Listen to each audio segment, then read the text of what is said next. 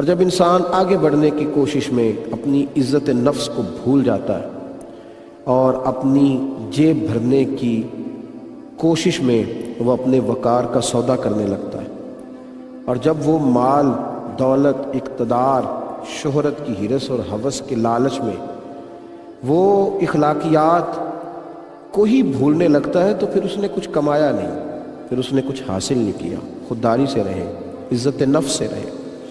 قرآن پاک سورہ بقرہ میں سے میں نے جو الفاظ تلاوت کیے ہیں، یہ آیات اصحاب صفہ کے حق میں نازل ہوئی۔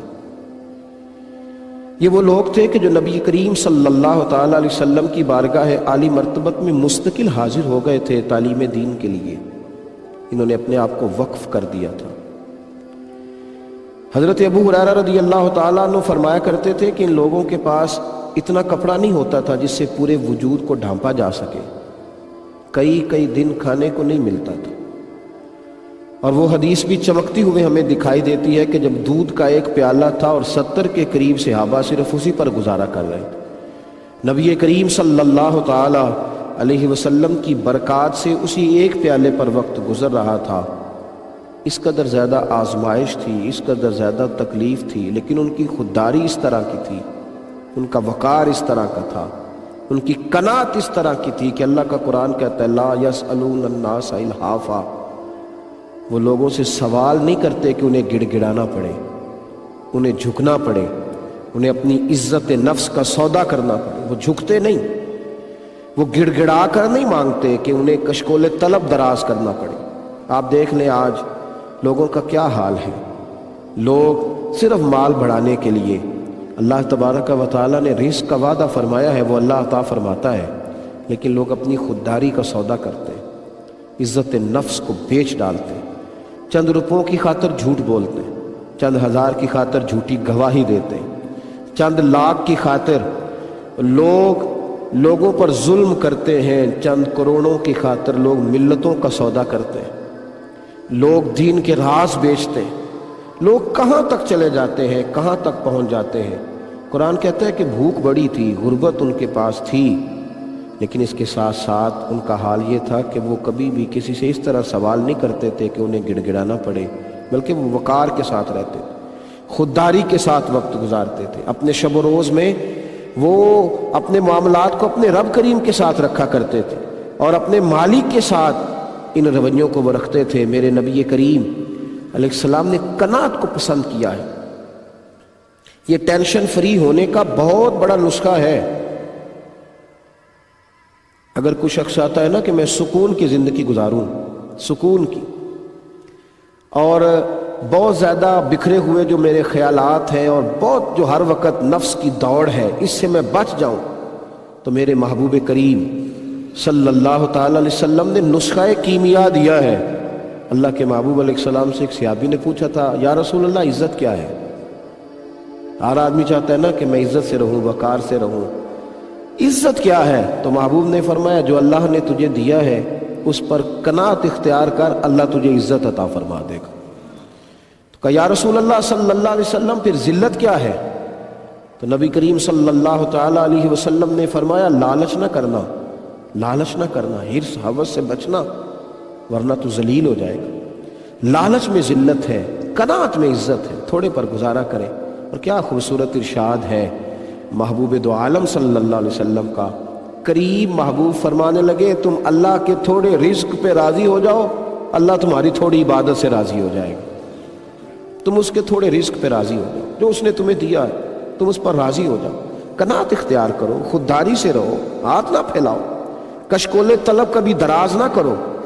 دنیا میں سب سے کمزور آدمی وہ ہوتا ہے جو مانگتا ہے، اور دنیا میں کوئی اور پیشہ برا نہیں، کوئی پیشہ، جوتے گانٹھنا بھی برا نہیں، سڑک پر جھاڑو دے کے روٹی کمانا بھی برا نہیں ہے، برتن مانج کر کھانا کھا لینا بھی برا نہیں ہے میرے بھائی، مزدوری کر لینا، سر پہ چھابڑی رکھ کے پھل بیچ لینا بھی برا نہیں۔ ایک ہی پیشہ برا ہے، وہ ہے ہاتھ پھیلانا، وہ ہے مانگنا، وہ ہے لوگوں کے سامنے کشکول طلب دراز کرنا، وہ یہ ہے کہ دنیا داروں سے مانگنا، دنیا داروں سے، لوگوں کے سامنے ہاتھ پھیلانا۔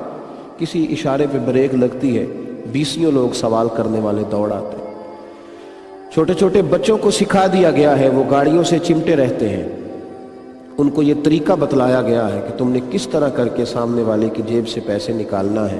کاش انہیں محنت کی عادت ڈالی جاتی، انہیں سکھایا جاتا، انہیں غیرت مندی سکھائی جاتی، خودداری اور عزت نفس کا پیغام دیا جاتا، انہیں بچپن میں ہی محنت کرنے کا عادی بنایا جاتا۔ وہ جد و جہد کرتے تو وہ تھوڑا رزق بھی کما کے لاتے تو عرش کا مالک اس میں برکت پیدا فرما دیتا، وہ خوبصورت بن جاتا، وہ میٹھا ہو جاتا۔ بھائیوں، خودداری، عزت نفس میرے رسول کریم صلی اللہ تعالی علیہ وآلہ وسلم کا پسندیدہ فعل ہے۔ کبھی بھی کسی بھی مقام پر اپنی غربت کو بھی رسوا نہ ہونے دیں، اپنی فقیری کو بھی داغدار نہ ہونے دیں۔ یہ سفید چادر ہوتی ہے فقر کی، اس پہ جیسے ہی راز کھلتے ہیں نا، جیسے ہی حضرت سیدنا سعید بن عامر رضی اللہ تعالیٰ عنہ کو حضرت عمر نے ایک صوبے کا گورنر بنایا تھا، تو حضرت سیدنا عمر فاروق نے اس صوبے کے ایک شخص کے ذمہ لگایا کہ وہاں کے فقیروں کی، غریبوں کی لسٹ تو بنا کے دو، کچھ مال آیا ہے تو میں غرباء میں بانٹنا چاہتا ہوں، تو لسٹ بنا کے بھیجو۔ تو وزیر خزانہ نے وہاں جب لسٹ بنا کے بھیجی تو تیسرے چوتھے نمبر پر گورنر صاحب کا بھی نام تھا۔